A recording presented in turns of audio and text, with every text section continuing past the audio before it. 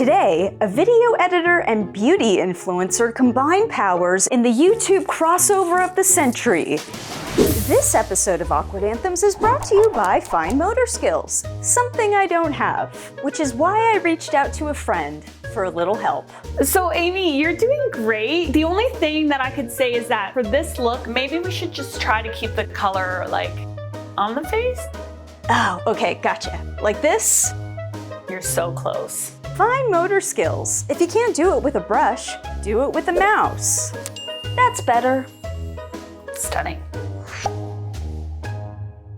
Recently, the stars aligned, and through the magic of the algorithm, a video that I made about my experience going viral last year landed on the radar of Glam girl Gabi, a professional makeup artist and hairstylist whose mission is to encourage women to feel like the best version of themselves. And while our channels are very different, our goals are perfectly aligned, sharing our passion and knowledge to empower others through the art of creative expression. Now, I don't have the dexterity to achieve this level of precision, but I do have the patience to sit at a computer and reverse engineer things. So I wondered, how could I take Gabi's process of makeup application and translate it using only editing software? Could we merge our talents in very different fields to create the same beautiful painting? We're about to find out. But first, I have to do some homework.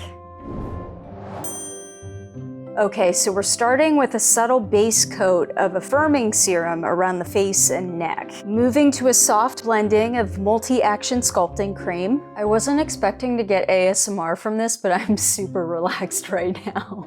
Okay, a base coat applied to the lids with gentle dabbing motions. Let me make an extra note here. Don't smear product. Got it. This looks like eyeshadow, so I'm paying extra close attention. Okay, so what she's doing here is building a gradient with layers. That's a concept I understand. This is my personal danger zone. Okay, eyebrow time. Don't forget the brows. Blending. Balance. Spot treatment, targeting areas that need a little extra finish. Oh, is this foundation? Because if so, I've really been getting the order of operations wrong. It's gonna be so hard to talk out of my after this.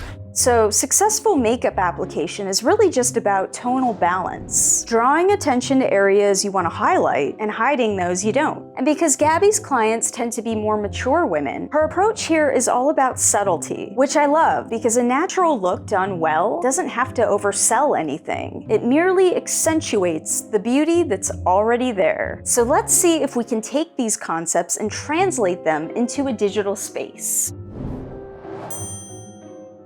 Here's what we'll need to recreate Gabi's look. Adobe After Effects software and a plugin that I will link in the description of this video. It's called Face Tools, and it's a massive time saver to get quick and accurate results. We'll start with a totally empty canvas. In After Effects, this is called a composition, and it's basically just a container for all the layers that we'll need to build this final look. If we open this container, you can see that all we have in our timeline currently is the original footage of Gabi's client before any makeup was applied. To make this look as seamless as possible, we first have to take our subject's movement into consideration. Any digital enhancements we apply have to follow her tracking position through time. This clip was filmed at 24 frames per second, so if we do a little math, that means for every 1 second of video, we're Bob Rossing it 24 times. That's not a happy little tree, that's a headache. The solution here is to paint one frame and then find a way to digitally glue it onto her face, so no matter how subtle her movements, any effects we apply will follow. We can do this in After Effects with the motion tracker. Motion tracking in After Effects allows us to track the movement of any person or object in our scene. I'll first double click on this footage, which will open up the layer. Now we will add a circle mask and we'll set the blending mode to none. Right click on the mask and select Track Mask.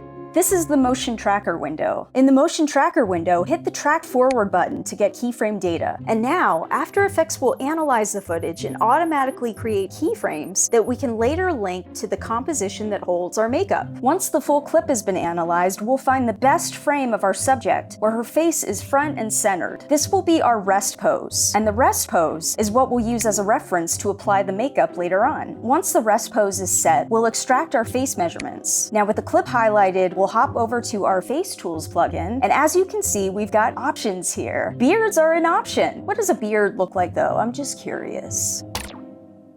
Okay, that's kind of what I pictured. Let's scroll to our makeup holder category and apply the color preset. And now we wait for Face Tools to work its magic. Why do I have a mustache now?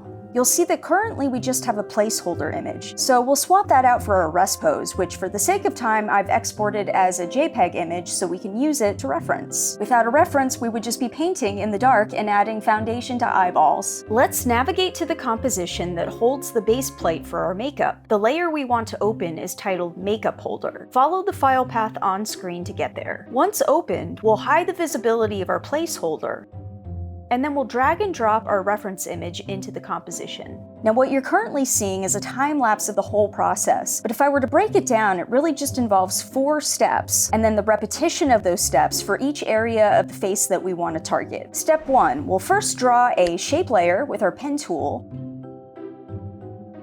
and then round the edges using the Convert Vertex tool. Next, we'll select the color of our shape layer. For accuracy, we want the color to match her skin tone, so we'll use the eyedropper tool to find the perfect shade. Step 3 is the blending. In After Effects, this can be achieved by applying a blurring effect. This would be the digital equivalent of a beauty blender. Step 4 is all about the seasoning. By changing the values of our blur effect and the transparency of each layer, we can control how much or how little of this effect is visible to create the best overall balance. And that's it. Shape layers, colors, blending, and balance. Rinse and repeat. You know, if you can just figure out how to do this with an actual brush, you might save yourself a little bit of time here. A lot of boring math later. Gabi, drum roll please.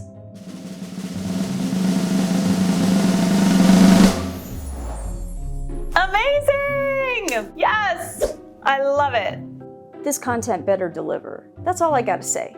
A very special thank you to Glam Girl Gabi for sharing her talents and for being such a breath of fresh air on this platform. I love the idea of female creators sharing knowledge, spreading good energy, and just cheering each other on. So thank you so much to Glam Girl Gabi. I will leave a link to her channel in the description, and be sure to check out our other collab that's going out today exclusively on Gabi's channel. So let us know what you think in the comments. And until next time, awkward and out.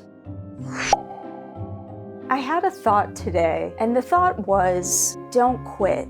Oh, should I? Yeah, I should, okay. I gotcha, yeah, something like this? Like this? What about this? Okay, something like this? Oh, okay, something like this? Am I getting warmer? Don't lie to me. Oh, like this. You guys, it's getting real weird this week, I gotta be honest.